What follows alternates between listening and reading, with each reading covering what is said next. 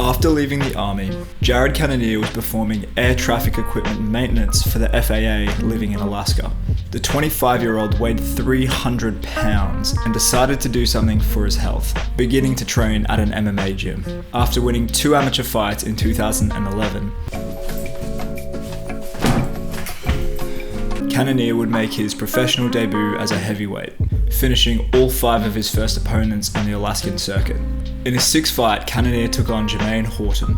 After pressing Jermaine against the cage, it was clear he'd bitten off more than he could chew, and after a minute of feeling each other out, Cannonier took Jermaine down with a double leg, lifting the bigger man off the ground and slamming him down, before taking full mount and putting him away with ground and pound.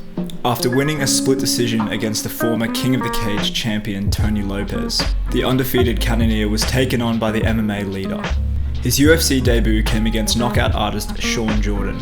Cannonier started to relax into his striking early on before he was caught with a short right hand that dropped him, and Jordan closed in for the kill. After his disappointing start to his career in the UFC and a 15-month layoff, the Killer Gorilla came back against the silverback Cyril Asker. 2 minutes and 44 seconds into his return, Cannonier caught Asker with a beautiful left hand before finishing him on the ground with some elbows. Despite his victory, Cannonier talked about how he felt undersized in the octagon during the fight and made his intentions clear that he would be moving down to light heavyweight. 8 months later, Jarod Cannonier was ready for his new weight class, with the UFC handing him a big challenge in Ion Cutelaba. Although Cutelaba was also 1-1 since entering the octagon, the decorated Greco-Roman wrestler and world Sambo champion was the favourite to beat Cannonier. After 2 competitive rounds, both men had taken a round each, going into the 3rd. Cannonier was clearly the fitter guy, landing heavy shots in the 3rd, proving he still had some of that heavyweight power. With a win over a top UFC prospect like Cutelaba, it was enough to throw Jarod Cannonier into a top 5 fight against the number 3 ranked Glover Teixeira. As many expected, Cannonier would lose the fight 30-26 on all 3 judges' scorecards. After winning his next fight by TKO, after dropping elbows from crucifix against UFC newcomer Nick Roerick, Cannonier would lose a decision against current UFC light heavyweight champion Jan Blachowicz. His final fight at light heavyweight would come against an undefeated 8-0 Dominic Reyes. Both men came out ready to swing, with Cannonier looking more composed before Reyes caught him with a fast uppercut, beginning the end for Cannonier halfway through the 1st round. At this stage, the Killer Gorilla decided it was time to make his talked about move down to middleweight. His middleweight debut came against number 7 ranked David Branch, the former 2-division champion of World Series of Fighting, who had just KO'd Thiago Santos in the 1st round. Branch came into the fight aiming to wrestle and use his Brazilian Jiu-Jitsu to stay away from Cannonier's real threat, his power. After keeping Cannonier tame throughout the 1st, Cannonier came out early in the 2nd, landing a perfectly timed overhand right, dropping Branch before getting the stoppage by TKO. Jarod Cannonier was in the best shape of his life. He'd managed to maintain a lot of his muscle while losing a substantial amount of body fat. The experience of fighting at heavyweight had left Cannonier with a granite chin and explosive power, but his lighter frame had helped him maintain his stamina and gave him a huge reach advantage over his competition. Cannonier was ready to close in on that title. Cannonier's next fight came against Anderson Silva, who had just gone 5 rounds in an iconic fight with Israel Adesanya. After a very patient round, Anderson's knee gave out to a brutal leg kick from Cannonier, an important weapon in the explosive fighter's arsenal.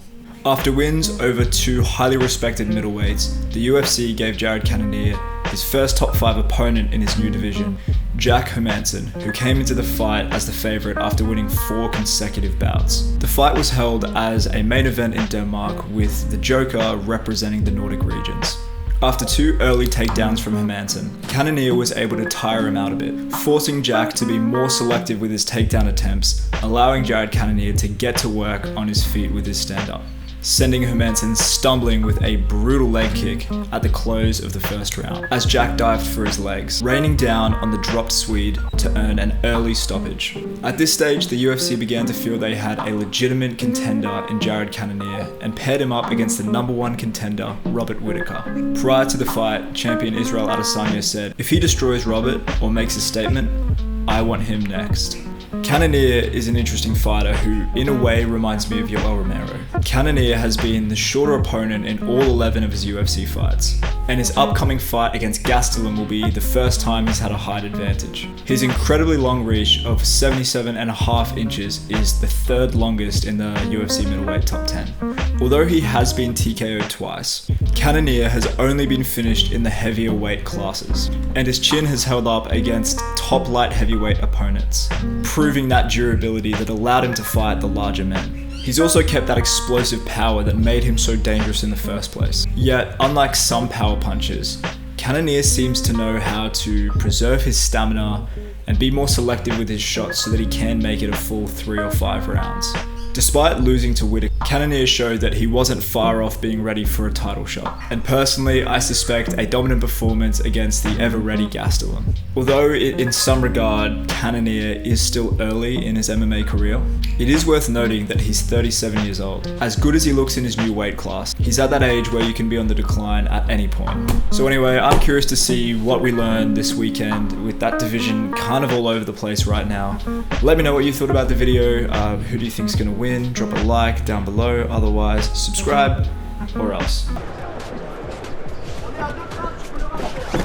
Oh! Huge left hand for Cannonier! Oh, Asker's not going to survive this!